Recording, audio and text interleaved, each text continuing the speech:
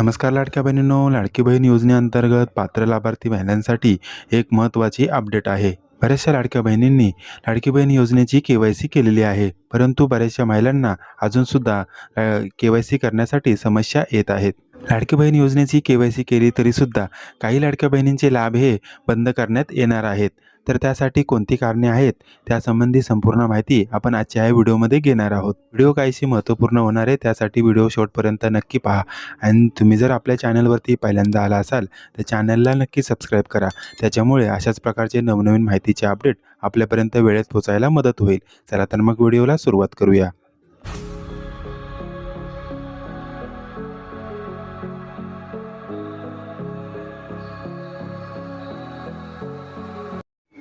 तर लाडक्या बहिणींनो, लाडकी बहीण योजनेचा बऱ्याचशा लाभार्थी महिला लाभ घेत आहेत आणि या योजनेची आता के-वाय-सी करणे शासनाकडून अनिवार्य करण्यात आलेले आहे. ही के-वाय-सी करण्याची शेवटची तारीख 18 नोव्हेंबर ठरवण्यात आलेली आहे.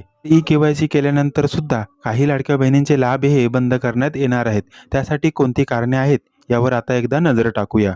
लाडकी बहीण योजनेच्या पात्रतेसाठी काही निकष ठेवण्यात आलेले आहेत आणि ते निकष ज्या महिला पूर्ण करणार आहेत त्यांनाच फक्त याला योजनेचा पुढील लाभ देण्यात येणार आहे. आता यामध्ये पात्रतेचा पहिला निकष तुम्ही पाहू शकता की लाभार्थी महिला ही महाराष्ट्र राज्याची रहिवासी असणे आवश्यक आहे. मधील दुसरा निकष आहे राज्यातील विवाहित, विधवा, घटस्फोटित, परित्यक्त्या आणि निराधार महिला तसेच कुटुंबातील केवळ एकच विवाहित महिला या योजनेसाठी पात्र असणार आहे. शासनाच्या आशय लक्षात आले आहे की एका रेशन कार्डवरील 2, 3 किंवा 4 महिला सध्या लाभ घेत आहेत. त्या सर्व महिलांचे लाभ बंद करून फक्त कुटुंबातील एकच विवाहित महिला आणि एक अविवाहित महिला यांनाच या योजनेअंतर्गत लाभ दिला जाणार आहे. यामधील तिसरा निकष आहे लाभार्थी महिलेचे किमान वय हे 21 वर्ष पूर्ण व कमाल वयाची मर्यादा 65 वर्षांपर्यंत ठेवण्यात आली आहे.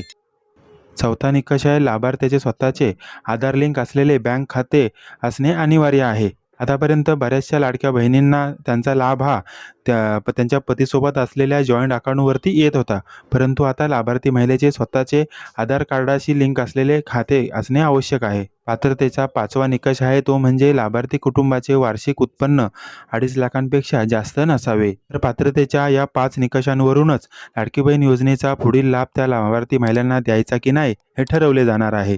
त्यामुळे तुम्ही तुमच्या खात्याची के-वाय-सी जरी केलेली असेल तरीसुद्धा तुम्ही या 5 पैकी एकासुद्धा निकषामध्ये बसत नसाल तरीसुद्धा तुमचा लाभ हा बंद करण्यात येणार आहे. तर लाडक्या बहिणींनो, ही होती लाडकी बहीण योजनेसंदर्भात एक महत्त्वाची अपडेट. ही माहिती तुम्हाला कशी वाटली हे आम्हाला कमेंटमध्ये नक्की सांगा आणि हीच महत्त्वाची माहिती आपल्या इतर लाडक्या बहिणींपर्यंत पोहोचवण्यासाठी व्हिडिओला जास्तीत जास्त शेअर करा.